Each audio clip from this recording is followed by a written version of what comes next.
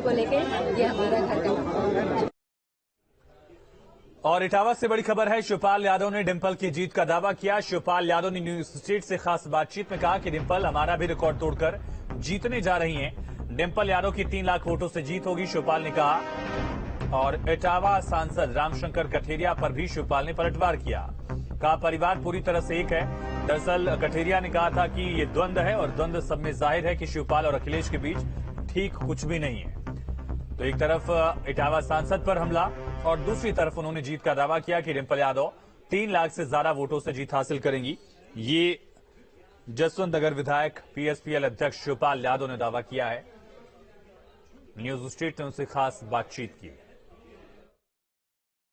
मैनपुरी में उपचुनाव की घोषणा हुई है और इस समय मैं प्रसपा प्रमुख शिवपाल सिंह यादव जसवंत नगर में डिंपल यादव के समर्थन में प्रचार प्रसार कर रहे हैं। खास बातचीत करने के लिए जुड़ गए हैं। सर, कितनी भाजपा की पूरी जोर से आजमाइश कर रही, तमाम मंत्री गलियों में प्रचार कर रहे हैं।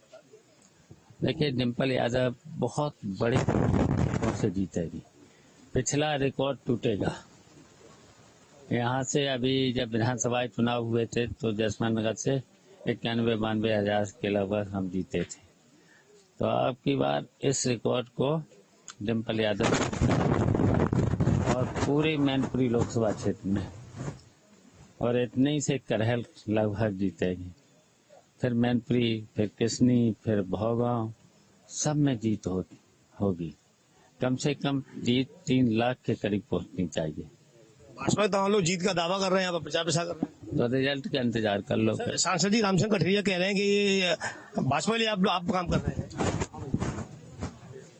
देखिए, कोई मनमुटाव नहीं, हमेशा के लिए एक।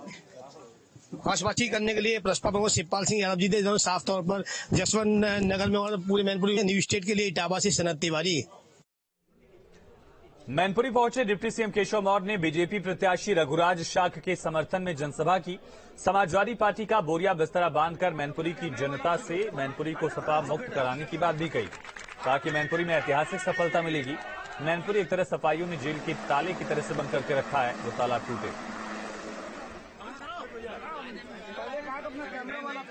सफलता ऐतिहासिक मिलेगी। मैनपुरी एक तरह से जेल का ताला जैसे बंद करके सफाइयों ने रखा था, वो जेल का ताला टूटा। अखिलेश यादव जी हों चाहे उनके चच्चा मोहम्मद आजम खां हों, जब चुनाव में हार सामने दिखाई देती है तो पहले बहाने खोजना शुरू कर देते। गोरखपुर के गांव कोठा में पंचायती राज विभाग के द्वारा 15 लाख की लागत से ठोस अपशिष्ट प्रबंधन केंद्र का निर्माण किया गया। कूड़े को गांव की महिलाएं इकट्ठा करती हैं, सॉलिड वेस्ट मैनेजमेंट सेंटर में इस कूड़े को लेकर जाती हैं। डॉक्टर अंबेडकर स्वयं सहायता समूह की 1 दर्जन महिलाएं अब इस गांव में स्वच्छता की मिसाल बन चुकी हैं। गोरखपुर में एक नया प्रयोग किया गया है और कचरे का सही प्रबंधन करके यहाँ पे गांव को तो स्वच्छ रखा ही जा रहा है, इस कचरे से कमाई भी की जा रही है। गोरखपुर का ये पहला गांव है जो कोठा है, ये कौड़ीराम विकासखंड का गांव है और इस गांव में जिले में एक बड़ा प्रयोग किया गया है कि जो भी इस गांव का कचरा होता है वो अब यहाँ के इस सेंटर पर ला करके उसका प्रबंधन किया जाता है और इस कचरे से कमाई की जाती है। इस गांव की कई ऐसी महिलाएं हैं जो आज इस कचरे के प्रबंधन में जुटी हुई हैं और इस कचरे से न सिर्फ कमाई कर रही हैं बल्कि गांव को स्वच्छ भी रख रही हैं। ये वो सेंटर है जहां पे आपको हर तरफ ये महिलाएं काम करते हुए नजर आएंगी और इन महिलाओं के हाथों में, कपड़ों में जिस तरह से आप तमाम ग्लव्स और मास्क देख रहे हैं वो इसलिए है क्योंकि ये कचरे को अलग अलग तरीके से यहाँ पे छांट रही हैं। गांव के ये तमाम लोग जो यहाँ पे इस काम में जुटे हुए हैं, जिले के अधिकारी लगातार मॉनिटरिंग कर रहे हैं और जिले का ये पहला ऐसा गांव है जो पूरी तरह से महिलाओं के जरिए इस जो कूड़ा गांव का निकल रहा है उसका प्रबंधन किया जा रहा है। दीपक श्रीवास्तव, न्यूज स्टेट गोरखपुर। और मथुरा से बड़ी खबर है, वृंदावन में ठाकुर बांके बिहारी महाराज का प्रकोटोत्सव 28 नवंबर को कल धूमधाम से मनाया जाएगा। आयोजन की तैयारियां चल रही हैं। सुबह निधि वनराज मंदिर स्थित बिहारी जी के प्राकट स्थल पर आयोजन होगा। शोभा यात्रा नगर के प्रमुख मार्गों से होते हुए दोपहर में बिहारी जी मंदिर पहुंचेगी और दोपहर को राजभोग में पंचमेवा से बना विशेष केक अर्पित किया जाएगा। दोपहर को राजभोग में पंचमेवा से बना विशेष केक अर्पित होगा। सुबह अभिषेक होगा बिहारी जी की प्रकट स्थली का और उसके बाद बधाई गायन, फिर बधाई शोभा यात्रा निर्वन से बांके बिहारी प्रस्थान करेगी उसके बाद में निर्माण में पूरे दिन कार्यक्रम चलते रहेंगे। और इलेक्ट्रिक वाहन नीति बनाने के बाद योगी सरकार अब ऑटो और इलेक्ट्रिक वाहन उद्योग को विकसित करने की दिशा में लगातार कदम बढ़ा रही है।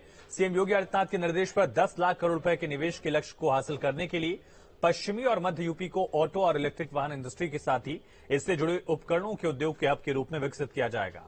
योगी सरकार ने 2000 करोड़ रुपए खर्च करने का निर्णय लिया है।